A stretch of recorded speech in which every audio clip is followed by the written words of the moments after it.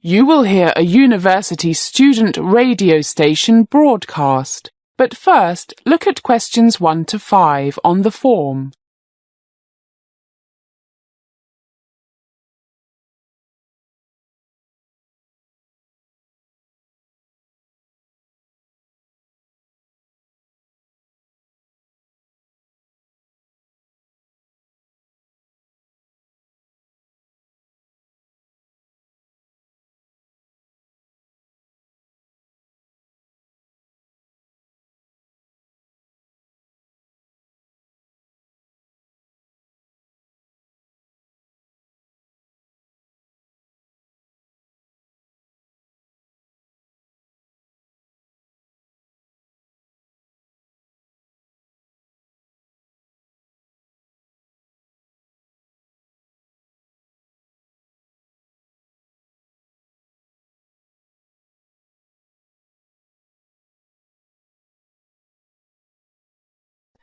Listen carefully and answer questions 1 to 6.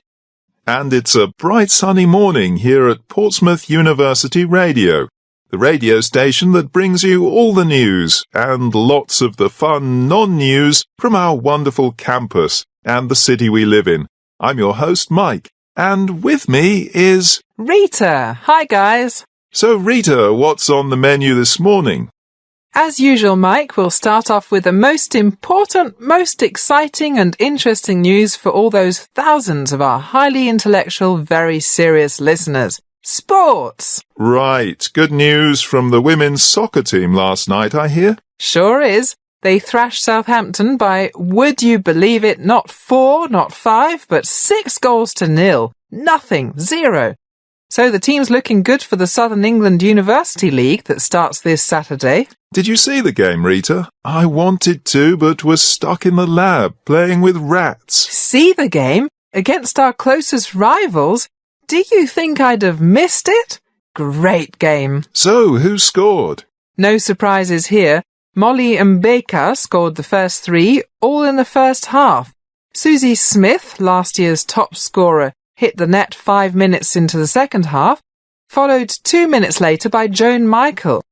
Then Molly finished off the massacre just before the final whistle. Fantastic players, great team. All our listeners know Susie Smith, of course, the blonde dynamite, and Joan Mitchell from last year. But Molly is new on campus, a first-year postgraduate medical student, all the way from Ghana, where she played for the national team. Top scorer. An amazing 25 goals in international matches last season. African Woman Player of the Year. Look at questions 7 to 10.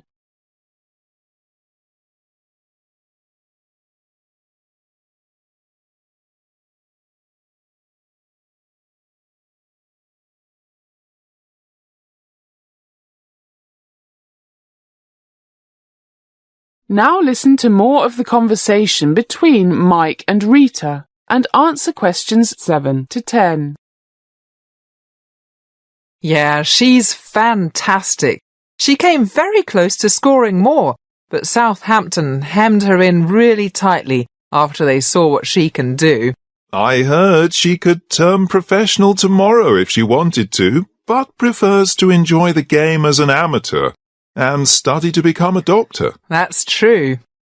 Okay, and how about the men's soccer team, Mike? Do I have to speak about this, Rita? A disaster. Played away at Bristol. I won't be surprised if some of them are too embarrassed to come back. Lost 6-2, and Bristol had their best 2 players watching from the sidelines because of injury. Let's change the subject. Good idea. No other sporting news today, but lots coming up this weekend. Now to the bad news from the Students' Union. Really bad news. Prices in the cafeteria and bar are going up by an average of 10% as from Monday. 75p for a cup of coffee. £4 for a pint of bitter. My favourite beer. So, complain. There's a demonstration planned for outside the Students' Union building at noon tomorrow. See you there, and you can phone us now 8759 765 to tell us what you think.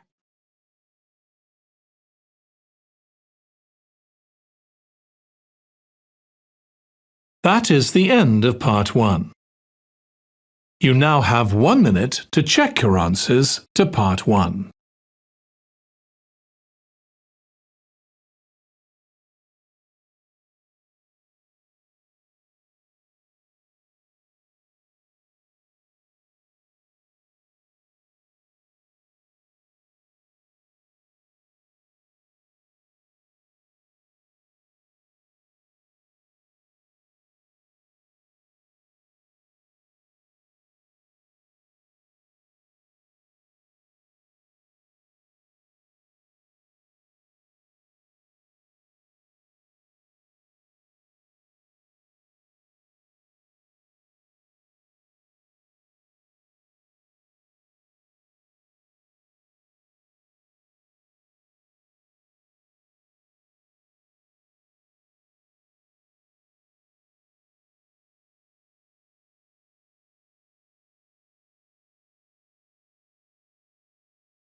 Part 2.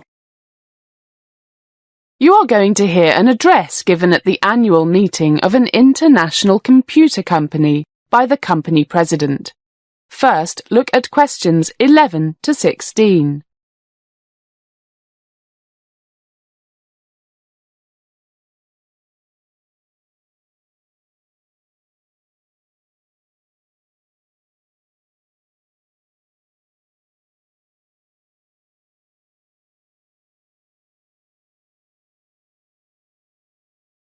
As you listen to the first part of the talk, answer questions 11 to 16.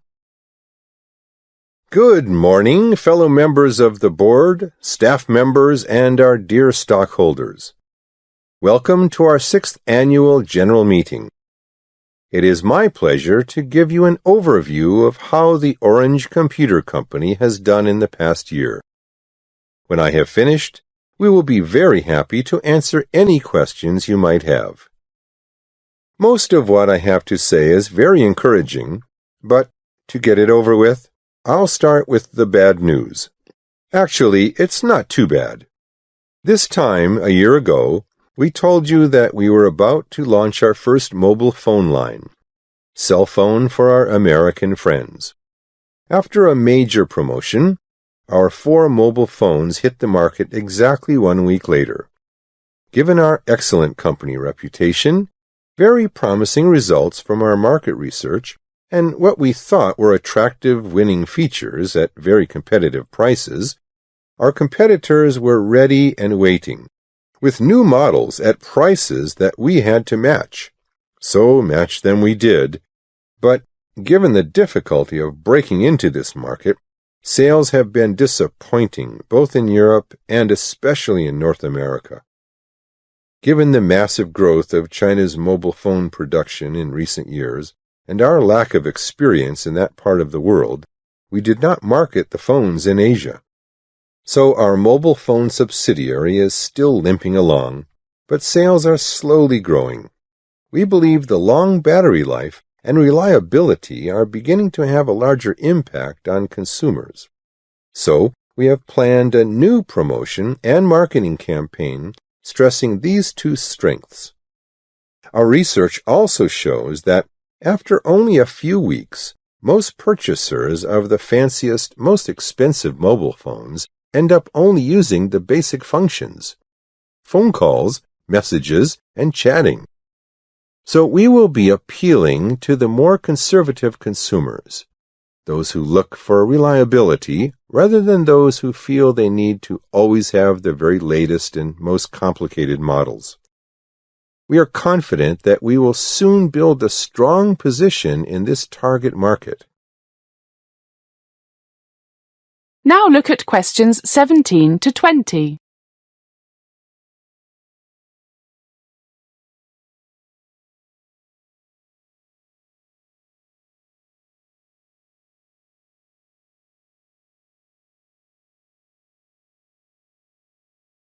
As the talk continues, answer questions 17 to 20. Now for the good news. As you can see in the annual report, total group income from sales increased to just over 1.83 billion euros, a very healthy 9.5%, and net profit after taxes increased to 126 million euros, or 18%. So you can look forward to a significant rise in share dividends and an even bigger increase in the value of your stock holdings in Orange Computers. Let me briefly describe the main reasons for our even better than expected growth and profits this past year. One is the fruits of our merger 4 years ago with Ribbon Optical, Europe's largest camera and CCD maker. Our decision to get into the high-end digital and professional camera market has proven to be the right one.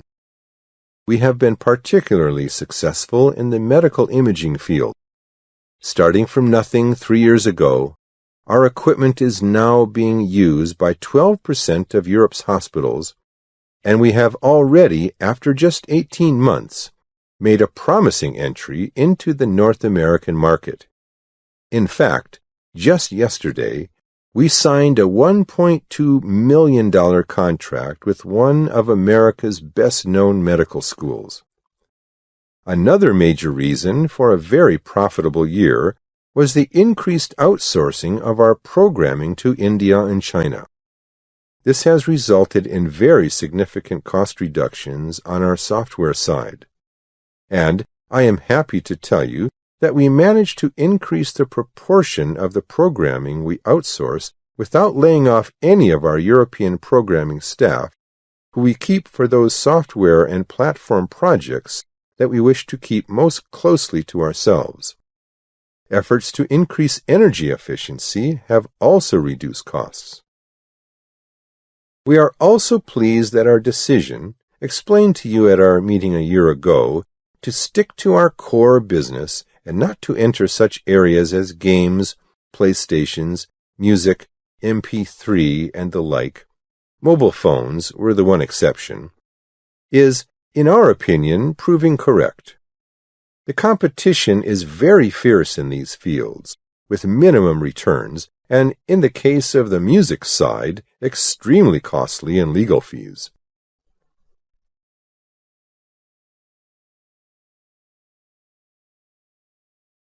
That is the end of part 2.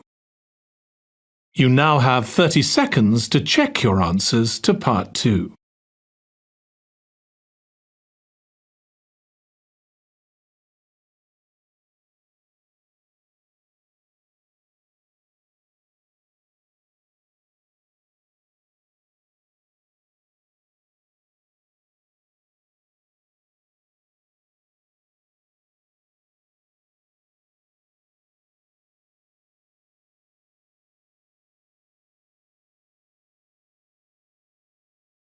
Part 3. You are going to hear a conversation between Mary and Mr. Hayes, one of her former high school teachers. First, listen to the first part of the conversation and answer questions 21 to 25. You now have some time to read questions 21 to 25.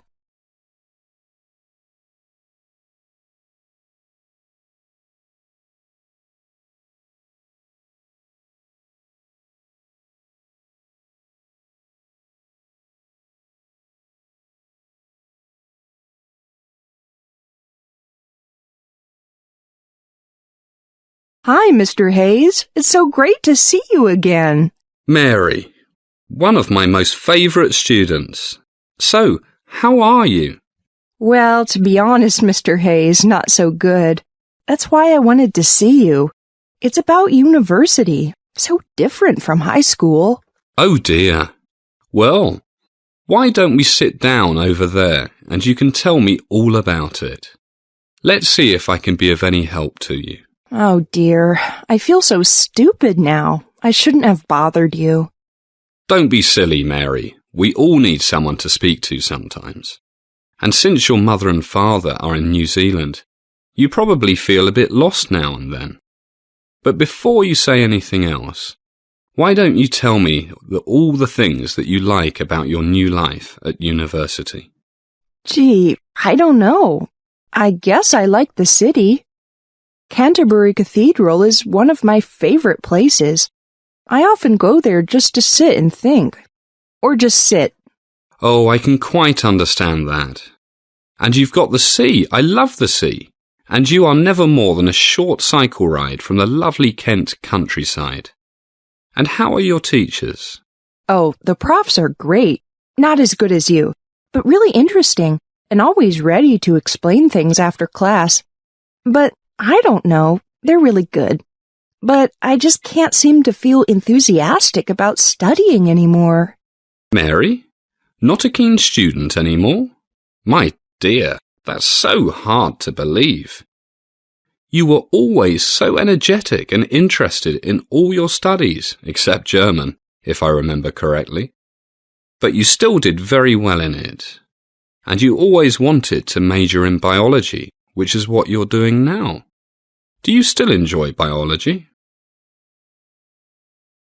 As the conversation continues, please answer questions 26 to 30. You now have some time to read questions 26 to 30.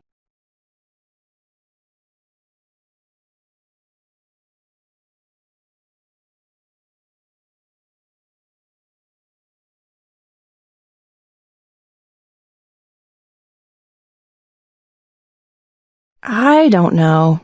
I suppose so. But I kind of have to force myself to go to lectures and stuff. It all seems like a waste of time. Pointless. Mary, I think I know you quite well. You are obviously not feeling yourself. Are you feeling sad or worried about something?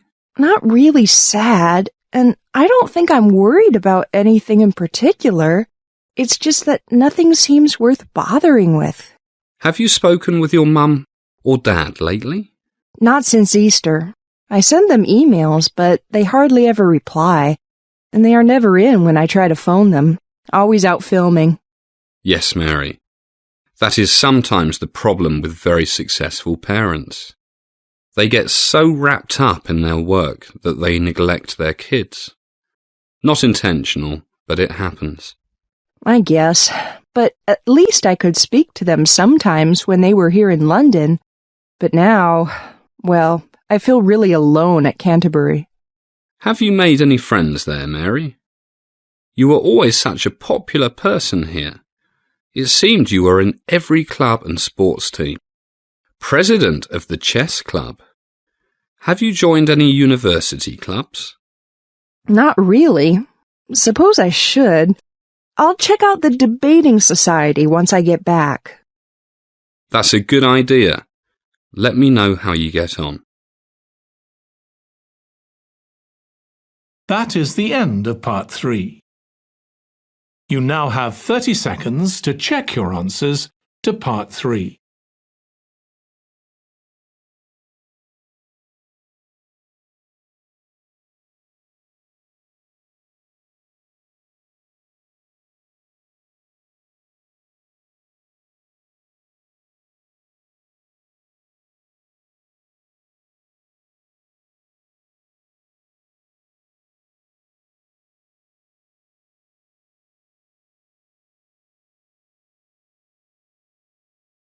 Part 4.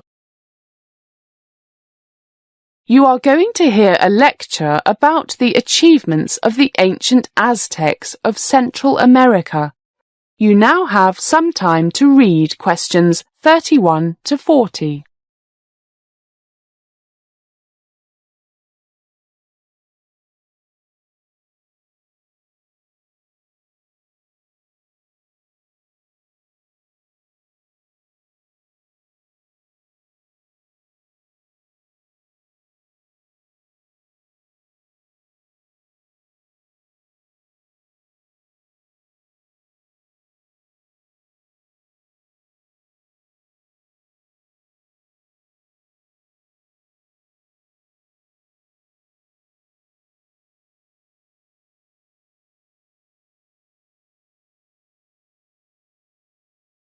Good evening. Good to see so many people here to learn about the fascinating civilization of the Aztecs. By the way, is the microphone working? You can hear okay at the back? Good. Let's go back to 1519 AD. Anyone know what happened in that year? Right. Hernán Cortés landed on that part of Central America that is today known as Mexico. He expected to find gold, and he did. What he did not expect to find, however, was the great Aztec civilization. Aztec legend said they originated in the plains of northwestern Mexico and slowly migrated southward. When they arrived at Lake Texcoco in 1325, they founded their great capital, Tenochtitlan, on the site of what is now Mexico City. The Aztecs developed a complex society and governmental structure, at the head of which was the emperor. They made many scientific advances, especially in the areas of astronomy and medicine. They also had a complicated religion and interest in the arts, agriculture, and social conditions occupied much of their time. Let's talk about their remarkable achievements in some of these areas. You cannot do much if you don't have food to eat, so let's first take a look at their farming practices.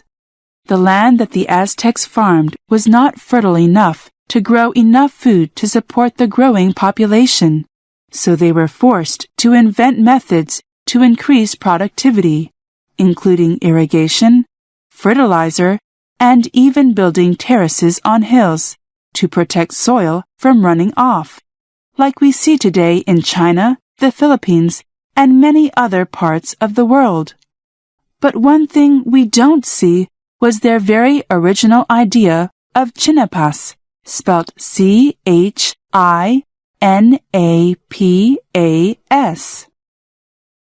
Chinapas were floating gardens built on swamps. Actually, they were quite simple to make. First, canals were dug through the marshes and swamps. Then, mud from the canals was placed on mats woven from weeds and straw. These mats were quite big, maybe 5 or 6 meters long and 2 across. Trees were then planted in the bed of the swamp at the corners of each mat. The trees took root, and the chinapas were held firmly in place. The Aztecs used these floating gardens to plant their maize, corn, and also vegetables like beans, chili peppers, avocados, squash, and tomatoes. The Aztecs were very advanced in some ways, but they didn't use animals or plows to help them work the land. In fact, they didn't even have the wheel. No problem. The soil on the chinapas was soft enough that pointed sticks were all they needed to plant crops on them. But the Aztecs were much more than imaginative gardeners. They made great advances in the sciences, especially astronomy. I'm sure many of you have heard of the Aztecs' calendar stone. It took them 52 years, from 1427 to 1479, to build the calendar stone. It was huge, a massive piece of rock 3 feet thick, 12 feet in diameter, and weighing about 24 tons, on which they carved pictographs for the days and months of the Aztec calendar. This showed just how advanced the Aztecs were in the science of astronomy. It makes me think of the clean air they enjoyed in those days, when they could see all the stars shining so brightly in the night sky. They would have had a big problem doing this in most parts of the world nowadays. But back to the calendar stone. It had 18 months, each of 20 days, namely 360 days made 1 year. but they had long before worked out that there are 365 days in a year. So they added 5 days, which they called the Nemontemi, or sacrificial days, to get 365. Remember, this was 103 years before the Gregorian calendar that we use today. Very sophisticated, those Aztec astronomers. And they were not only clever astronomers. The Aztecs made great advances in medicine. At the time, many Europeans looked down on the herbal medicine of the Aztecs as a heathen practice, just like they used to look down on traditional Chinese or African medicine. But in fact, Aztec doctors could do more than even the best doctors in Europe. Their medicine was primarily based on spiritual healing and herbal healing. Spiritual because they believed many illnesses were caused by such things as an angry God or bad birth signs. So their first step in treating an illness was always prayer and sometimes animal sacrifice. But they also used herbal medicine and concentrated much of their medical science on finding out what herbs could do, just like the ancient Chinese doctors. So, over generations, the Aztecs accumulated a vast knowledge of the herbs in the world around them and the medicinal properties of each one. One difference with traditional Chinese medicine is that the Aztecs concentrated more on curing the symptoms of a disease than getting at the cause of the disease. They felt that if a god or goddess wished to make them ill, then they could do nothing about the root cause, namely a god. If the medicine worked, it meant that the gods approved of the patient getting well again.